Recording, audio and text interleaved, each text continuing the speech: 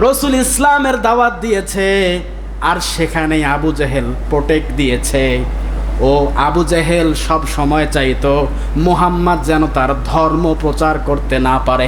বলে নাউজুবিল্লাহ। আমার তো মনে হয় ওই সময় থেকে আবু জেহেল এখনো আছে, আবু লাহাব এখনো আছে। ওদের রক্ত দিয়ে তৈরি করা মানুষ এখনো বাংলার জমিনে আছে, কিয়ামত পর্যন্ত থাকবে। কথা বলেন ঠিক কিনা?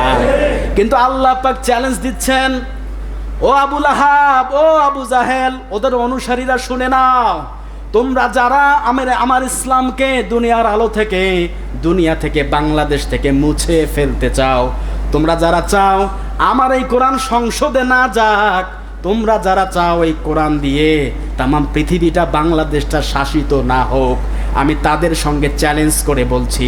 কে চ্যালেঞ্জ করছে? আল্লাহ চ্যালেঞ্জ করে বলছেন, ইউরিদুনা লিয়ুতফিউ নূরাল্লাহি বিআফওয়াহিহিম ওয়াল্লাহু মুতিম্মু নূরিহি ওয়ালাউ কারিহাল কাফিরুন। আল্লাহু আকবার।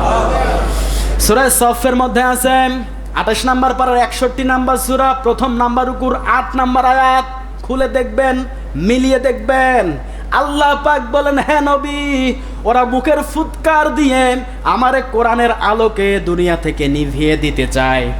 ওরা মনে করে আবু জেহেল আর আবু লাহাবের অনুসারী হয়ে বাংলাদেশের সংসদ ভবনে কোরআনের আইন বাস্তবায়ন আমি রব করতে পারবো না। ওরা এটা মনে করে।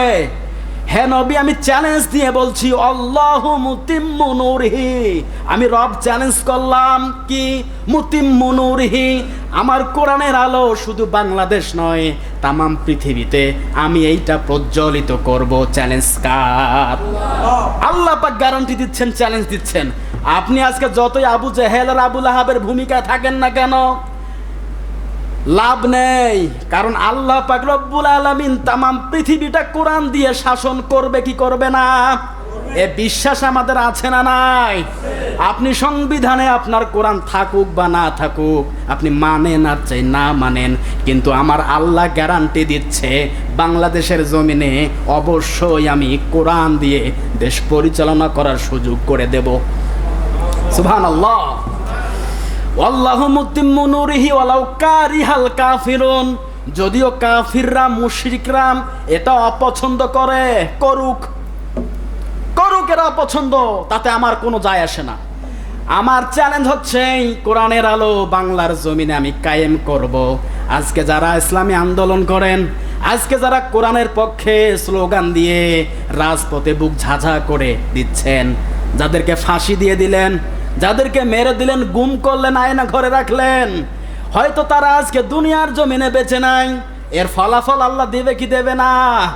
আজকেও যারা ইসলামী আন্দোলনের জন্য সংগ্রাম করছে, জীবন দিচ্ছে, কোরআনকে সংসদে নিয়ে যাওয়ার জন্য দিন রাত একাকার করে ছোটাছুটি করে, দুনিয়ার জমিনে আল্লাহ পাক রব্বুল আলামিন এখন কোরআনের রাজ কায়েম না করলেও কিয়ামতের ময়দানে এর যাজা কিন্তু আল্লাহ পাক আপনাকে আমাকে দেবে।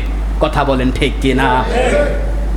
এটা আপনাকে আমাকে বুঝতে হবে। সম্মানিত হাজিরিন, আমি কারো শত্রু নই, আমাদেরকে বুঝতে হবে। এখন এখানে যারা আছি আমরা সবাই মুসলমান, আমরা সবাই কি মুসলমান, আমরা মুসলমান, মুসলমান ভাই ভাই। কথা বলেন ঠিক কিনা?